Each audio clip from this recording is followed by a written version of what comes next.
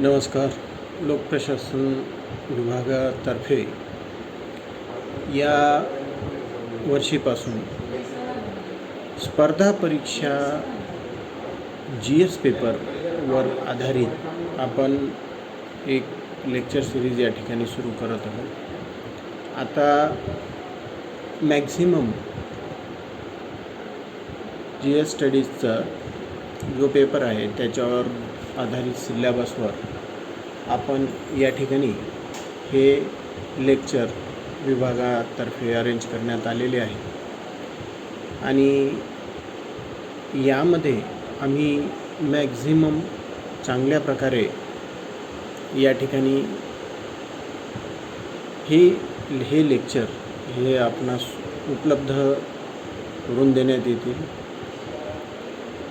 परंतु यामध्ये कारण MPSCचा सिलेबस हा खूप मोठा वास्ट आहे आणि ह्या वास्ट सिलेबसमध्ये जास्तीत जास्त कव्हर करत असताना अनेक वेळा काही चुकाही होऊ शकतात. माहिती जी काही आम्ही या ठिकाणी आपणास प्रोव्हाइड करीत आहोत यामध्ये नजरचुकीने किंवा उपलब्ध माहितीच्या काही त्रुटी ह्या त्या ठिकाणी राहून जाऊ शकतात. तर अशा चुका आपण स्वतः करेक्ट कराव्या. एव्हाना आम्हालाही या ठिकाणी जर का आपण त्या चुकांबाबत माहिती दिली तर त्यासुद्धा आम्ही त्या ठिकाणी दुरुस्त करू निश्चितच आणि यामधूनच अधिक चांगला आपला अभ्यास होऊ शकतो हे मी तुम्हाला निश्चितपणे सांगतो. तर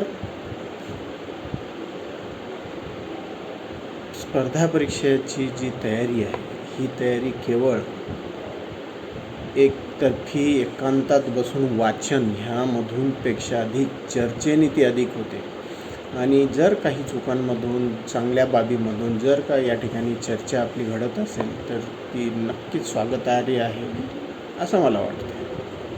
एव्हाना सर्वांना एकदा परत शुभेच्छा देऊन मी या ठिकाणी ह्यामधील एक घटक राज्यशास्त्र पॉलिटिकल सायन्सचा जो घटक आहे यामध्ये संविधान या ठिकाणी मी आपणास या ठिकाणी आज सुरुवात करत आहे. आपण बघतो की भारताचे संविधान हा देशाचा सर्वोच्च असा कायदेशीर दस्तावेज आहे आणि जगातील सर्वात मोठा लिखित राष्ट्रीय हे संविधान आहे. हा दस्तावेज सरकारी संस्थांची मूलभूत राजकीय तत्त्वे, रचना, कार्यपद्धती, अधिकार आणि कर्तव्ये निश्चित करणारी चौकट आखून देतो. तसेच नागरिकांचे मूलभूत अधिकार, मार्गदर्शक तत्त्वे आणि कर्तव्य या ठिकाणी स्पष्ट करतो. हे संविधान घटनात्मक सर्वोच्चता या तत्त्वाचा या ठिकाणी पुरस्कार करते आणि त्याच्या प्रस्तावनेतील घोषणेसह ते स्वीकारले गेलेले आहे असे आपल्याला त्या ठिकाणी दिसून येते. संविधानात दुरुस्ती करण्याच्या संसदेच्या अधिकारावर मर्यादा घालणारी कोणतीही तरतूद भारतीय संविधानात नाही. कारण संसदेमध्ये जे लोकप्रतिनिधी आहेत ते लोकांचा त्या ठिकाणी लोकांच्या जनमताचं प्रतिनिधित्व करतात. त्यामुळं या घटनेमध्ये बदल करण्याच्या त्यांच्या ह्या अधिकारावर कोणत्याही प्रकारची मर्यादा घालण्याचा या ठिकाणी प्रयत्न करण्यात आलेला नाही.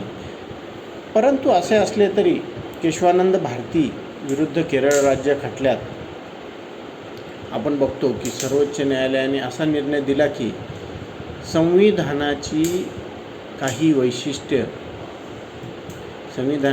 वैशिष्ट्य त्याच्या कार्यपद्धतीसाठी आणि अस्तित्वासाठी ही इतकी अविभाज्य आहेत की ती संविधानातून कधीही वगळली जाऊ शकत नाही. केशवानंद भारती विरुद्ध केरळ राज्य या खटल्यामध्ये सर्वोच्च न्यायालयाने सांगितले की संविधानाची वैशिष्ट्ये त्याच्या कार्यपद्धतीसाठी आणि अस्तित्वासाठी ही खूप महत्त्वाची आहेत, अतिशय महत्त्वाची आहेत आणि ती संविधानातून कधीही वगळल्या जाऊ शकत नाही. यालाच मूलभूत संरचना सिद्धांत किंवा बेसिक स्ट्रक्चर डॉक्ट्रिन असे म्हटले जाते. याला बेसिक स्ट्रक्चर डॉक्ट्रिन असे या ठिकाणी म्हटले जाते. मुख्यतः सॅम्युअल होवर यांनी मसुदा तयार केलेला भारत सरकार कायदा 1935 हा भारतीय संविधानाचा त्या ठिकाणी आधार आपण ठरला असे एक या अभ्यासातून आपण गृहीत धरतो. भारताच्या संविधान सभेने 26 नोव्हेंबर 1949 रोजी संविधान स्वीकारले आणि ते 26 जानेवारी 1950 रोजी अंमलात आले. हा देशाचा मूलभूत शासन दस्तावेज बनला आणि डॉमिनियन ऑफ इंडियाचे रूपांतर भारतीय प्रजासत्ताकामध्ये तेव्हापासून झालेले आपल्याला दिसून येते. भारताचे स्वदेशीत्व सुनिश्चित करण्यासाठी त्याच्या निर्मात्यांनी कलम 395 द्वारे ब्रिटिश संसदेचे पूर्वीचे कायदे रद्द केले. भारत 26 जानेवारी रोजी प्रजासत्ताक दिन म्हणून संविधानाचा उत्सव नेहमी साजरा करतो. हे संविधान भारताला सार्वभौम, समाजवादी, धर्मनिरपेक्ष आणि लोकशाही प्रजासत्ताक म्हणून घोषित करते.